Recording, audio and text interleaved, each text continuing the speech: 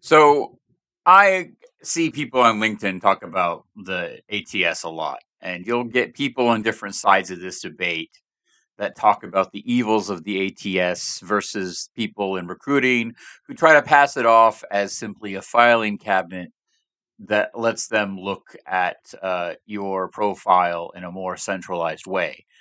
The problem I have with the applicant tracking system is that I've actually worked on them. And so as a result of this, I know about some of the dirty little things that some of these applicant tracking systems actually do. The biggest one, and the one I want to highlight here, because I know that I can easily prove it, and I'm not going to get pushback from people in the HR industry about it, is the use of knockout questions. Now, if you don't understand what a knockout question is, what it comes down to is this. They basically set up a true false question where if you can answer that question in a way that has a condition where you're going to fail that condition, they will not even look at the rest of your profile. And so the idea here is that if you can answer a yes no question, it's a false, then they're immediately going to send you a reject email. And in some systems, if the question is answered with, the wrong number, it's going to immediately reject you. The problem with these questions is that I firmly believe that they are actively misrepresenting not only the job in the company, but they actively kind of lie to the candidate because the candidate at this point has applied and they think, okay, I applied to this job. They're going to get back to me either way. And then they get a rejection email and they don't even get told why. And so the issue here is that if you're adding knockout questions, then you're just being a dick. To be honest, I understand that there are reasons that people in HR want to add knockout questions. It's mostly done to lighten the load. It's there to help filter out people that, quite frankly, are not qualified for the role.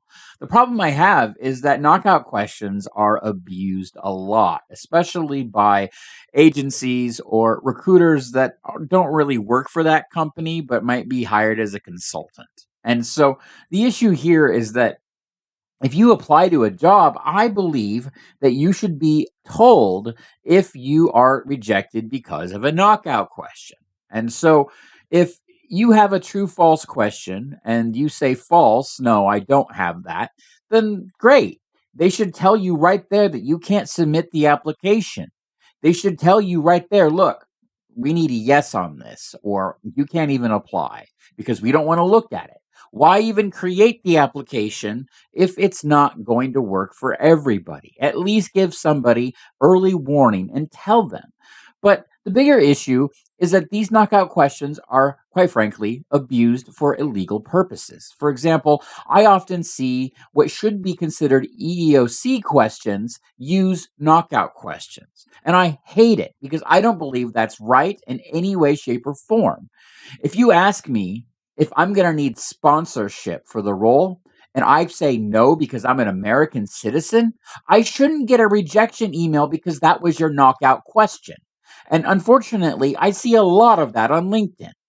And so, from my perspective, I see these as easily abused. I think if we had greater transparency, then we would be able to tell people, look, this is a knockout question.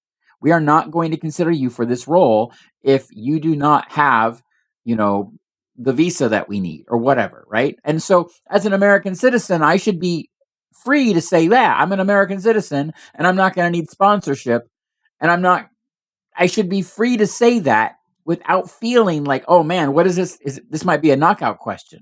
What if this is a knockout question? And then later on, 3 seconds later after I apply, getting a rejection email and wondering, ooh, was that the knockout question?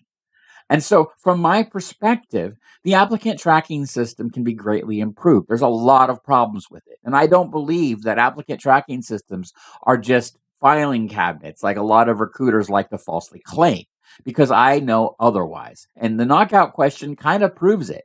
It's a misrepresentation of the hiring process, and it's a misrepresentation of what the company's looking for when knockout questions are used, especially since the knockout questions are getting more and more complicated. There's It's not just Boolean questions anymore in some systems. And so as a result of that, you can say, look, how many years of experience do you have in, doing the thing? And if you put too high of a number, they'll reject you. So what'll happen is if you say, how many years of experience do you have in, C sharp, for example?